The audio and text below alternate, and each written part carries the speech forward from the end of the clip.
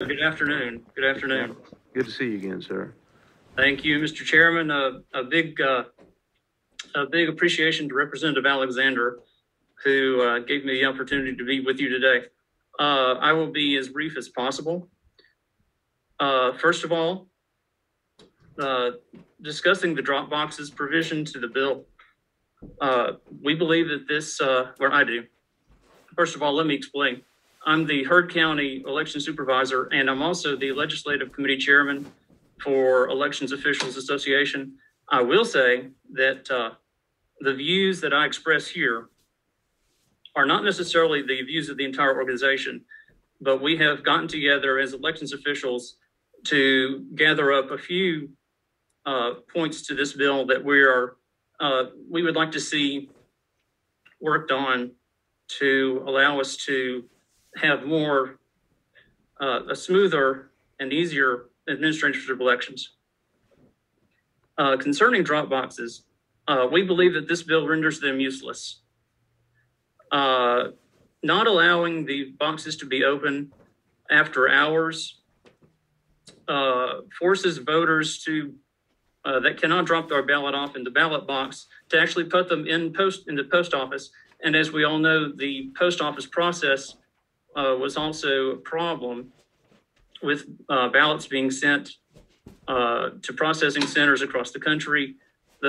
Many times that they were not allowed to be sent back to the office on time.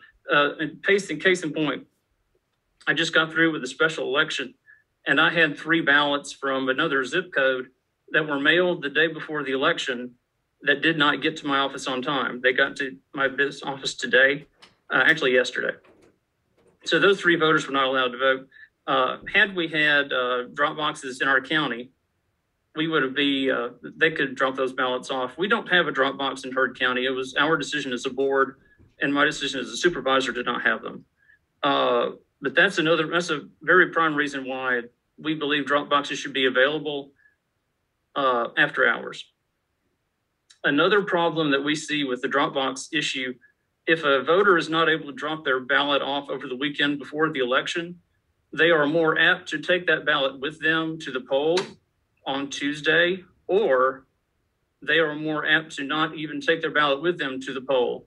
And therefore they will show up at the poll to show, and we'll have the same problem that we had in the general election and the runoff, whereby the voter shows up having been issued an absentee ballot and must be canceled. I will move on to early voting. We appreciate the fact that you're adding the optional Sunday.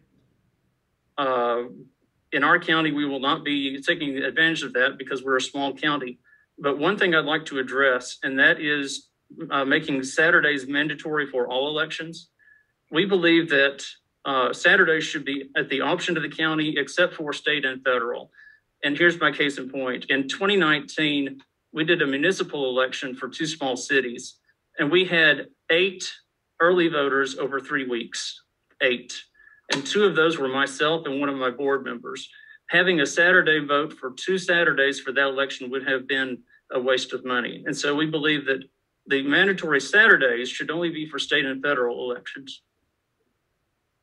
Moving on to the absentee period, there was a discussion of potentially moving that date from 11 days back to the 8 days.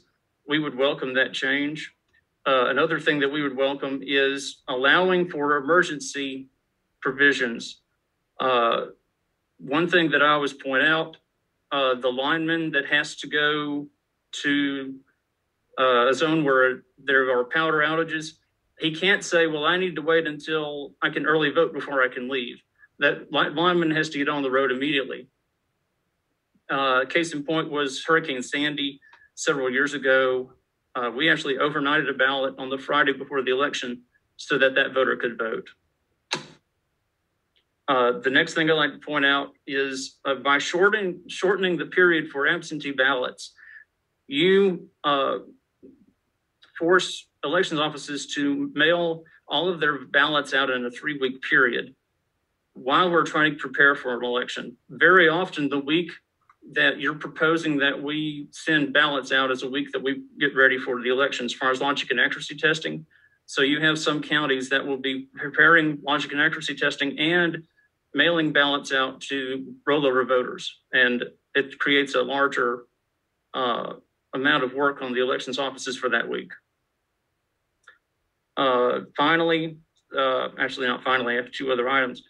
Next is discussing the takeover of elections offices.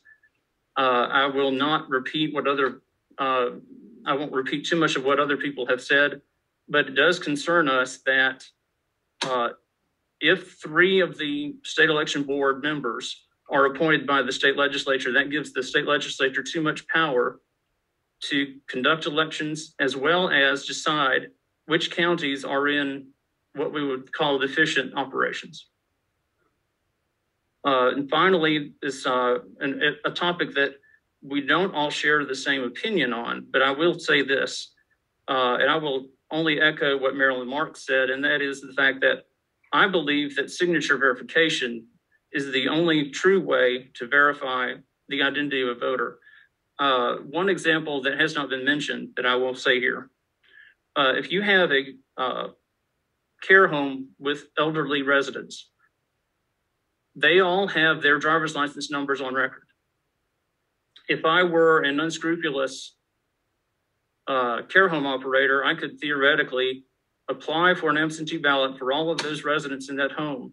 And if I lived in a small community, I could very easily sway an election one way or another simply by ordering absentee ballots for residents and voting them for them, because all I need is a driver's license number.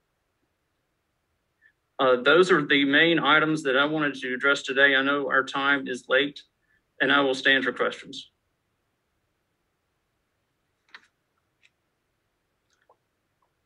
Thank you, sir. We appreciate you being with us today. Thank you. We will stand adjourned.